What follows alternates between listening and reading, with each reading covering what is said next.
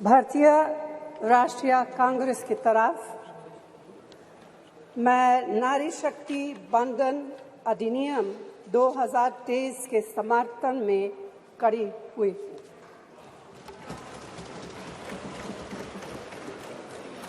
धुएं से भरी हुई रसोई से लेकर रोशनी से जगमगाती हुई स्टेडियम तक भारत की स्त्री का सफर बहुत लंबा है, लेकिन आखिरकार उसने मंजिल को छू लिया है। उसने जन्म दिया, उसने परिवार चलाया, उसने पुरुषों के बीच तेज दौड़ लगाई और असीम धीरज के साथ अक्सर खुद को हारते हुए लेकिन आखिरी बाजी में जीतते हुए देखा। भारत की स्त्री के हृदय में महासागर जैसा धीरज है। उसने खुद के साथ हुई बेईमानी की शिकायत नहीं की और सिर्फ अपने फायदे के बारे में कभी नहीं सोचा। उसने नदियों की तरह सबकी भलाई के लिए काम किया है और मुश्किल वक्त में हिमालय की तरह अडिग रही। स्त्री के धैर्य का अंदाज लगाना नामुमकिन है। वह आराम को नहीं पहचानती और तक जाना भी नहीं जानती। हमारे महान देश की माँ है स्त्री, लेकिन स्त्री ने हमें सिर्फ जन्म ही नहीं दिया है, अपने आंसुओं खून पसीने सींचकर हमें अपने बारे में सोचने लायक, बुद्धिमान और शक्तिशाली भी बनाया है। अध्यक्ष महोदय, स्त्री का मेहनत, स्त्री का गरिमा और स्त्री के त्याग की पहचान करके ही हम लोग मनुष्यता की परीक्षा में पास हो सकते हैं। आज़ादी की लड़ाई और नए भारत के निर्माण के हर मोर्चे पर स्त्री पुरुष के साथ कंधे से कंधा मिलाकर लड़ी है। वह उम्मीदों, आकांक्षाओं, तकलीफों और घर गृहस्थी के बोझ के नीचे नहीं दबी। सरोजिनी नायडू, सुचेता कृपलानी, अरुणा असफ अली, विजयलक्ष्मी पंडित, राजकुमारी अमृत कौर और उनके साथ तमाम लाखों महिलाएं से लेकर आज की तारीख तक स्त्री ने कठिन समय में हर बार महात्मा गांधी, पंडित जवाहरलाल नेहरू, सरदार पटेल, बाबा साहब अम्बेडकर और मौलाना आज़ाद के सपनों को जमीन पर उतार कर दिखाया है। इंदिरा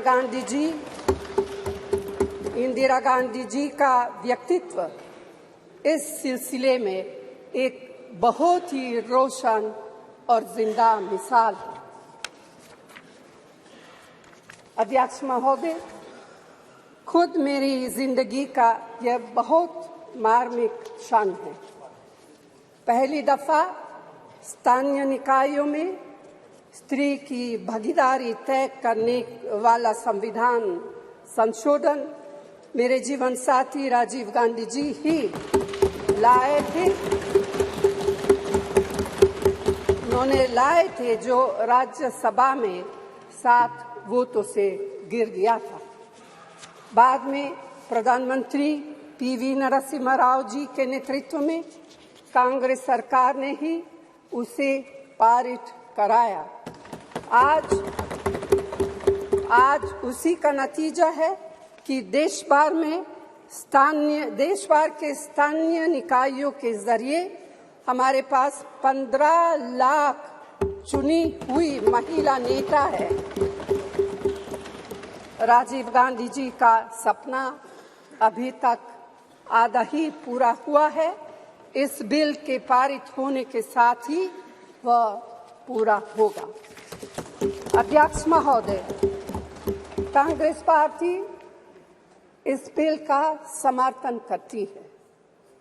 हमें इस बिल के पास होने से खुशी है, मगर इसके साथ साथ एक चिंता भी है।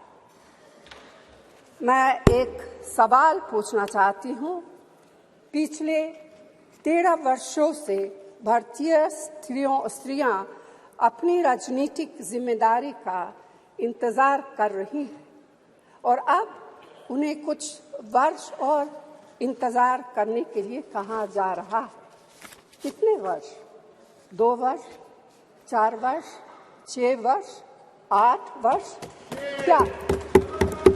क्या भारत की स्त्रियों के साथ बर्ताव उचित है? भारतीय राष्ट्रीय कांग्रेस की मांग है कि यह बिल फौरन अमल में लाया जाए,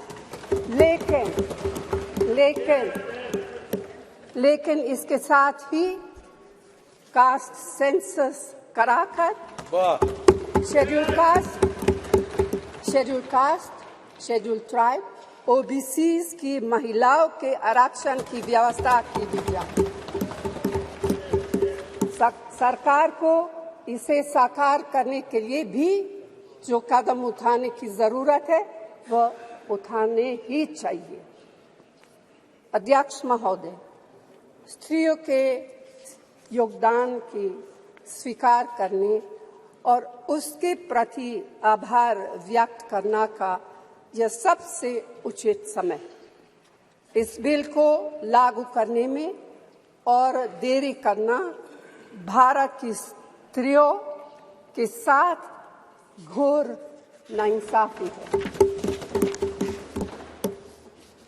भारतीय राष्ट्रीय कांग्रेस की तरफ से मैं आपके द्वारा सरकार से मांग करती हूं कि नारी शक्ति बंधन अधिनियम 2023 को उसके रास्ते की सारी रुकावटों को दूर करते हुए जल्दी से जल्दी लागू किया जाए। ऐसा करना न सिर्फ जरूरी है बल्कि संभव भी है। धन्यवाद।